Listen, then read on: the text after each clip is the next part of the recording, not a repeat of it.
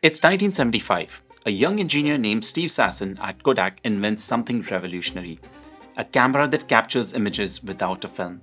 You guessed it right, it's the world's first digital camera. This prototype used a sensor with 10,000 pixels, crude by today's standard, but groundbreaking at that time. But when Sasson presented this invention to Kodak's leadership, their response was underwhelming. So underwhelming that they shelved it, they buried it. This decision wasn't about technology, it was about culture. Kodak had built a disciplined, efficient, and predictable operations around the sale of film cameras, its processing, and vendors. Innovation, especially disruptive innovation, didn't fit into this well-oiled machine. It's because innovation and disciplined execution live in different worlds and always tense with each other. Today I'm going to show you exactly why that happens and how the world's smartest leaders solve this tension. If you're a leader trying to keep your innovation alive without breaking your operational machine, this video could change the way how you lead forever. Hi, I'm Altaf. I've been a learning and development professional for over 17 years and I have been training on topics like this to some of the best retail and hospitality brands around the world. And through this channel, which is very recently started, I bring all of this information to you so you can transform yourself as a leader too. Let's zoom out for a second. There are two powerful forces at play in any organization: innovation culture and discipline culture. Innovation culture is like jazz. It's messy, it's creative, it thrives on freedom, autonomy, and fast feedback loops. While as discipline culture, this is like classic symphony. It's structured, it's repeatable, it's optimized for execution. Now here's the leadership trap. You cannot play jazz with the same symphony orchestra, and you can't run a symphony like the way a jam session operates. Yet most companies try to do both under one culture. And that's where the problem starts. These culture clashes constantly with each other. Employees are told to be innovative, but then punished for taking risk. Leaders want experiments, but only the ones that are guaranteed to success. Sounds familiar? Clayton nailed this in his groundbreaking book, The Innovator's Dilemma. He said, the very processes and the values that constitute to an organizational capability in one context becomes its disability in another. In other words, what makes your company great at execution kills its ability to explore. Take IBM. They realized this years ago and started building separate innovation units, shielded from the bureaucracy of their own core businesses. They isolated innovation so it wouldn't be crushed by the machine of daily operations.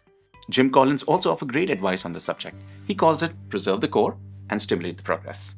His advice: fire bullets before cannonballs. That means test small, learn fast, and then scale with precision.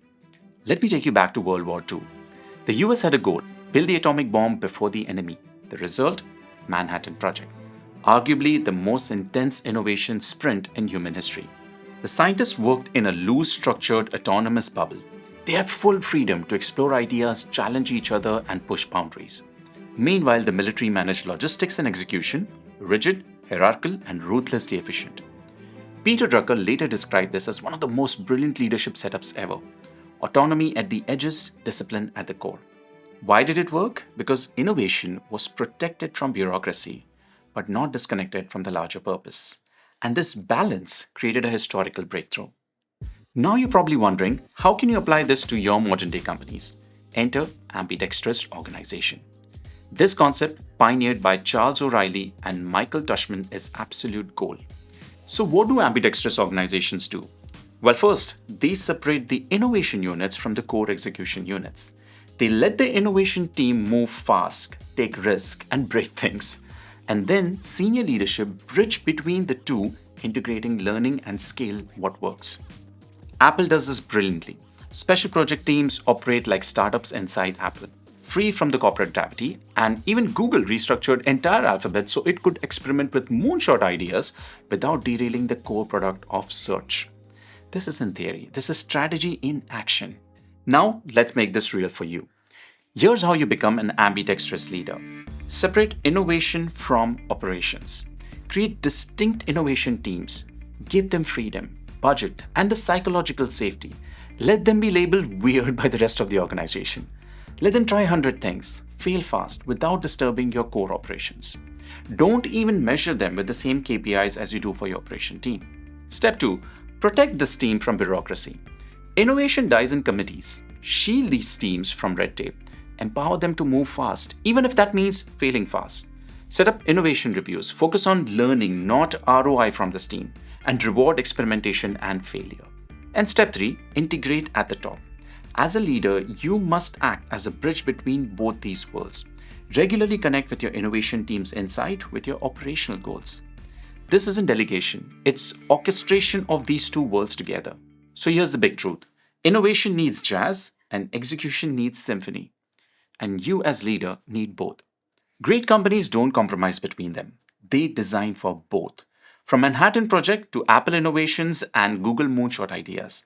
The key is clear separation and strategic integration. And leadership that understands when to let go and when to lock in.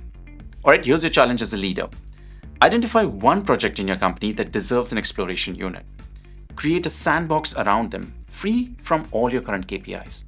And in the next 7 days, shield it, support it, lead it differently, and empower them. You will be surprised by the kind of results that it can produce. And even if after a week, drop a comment below.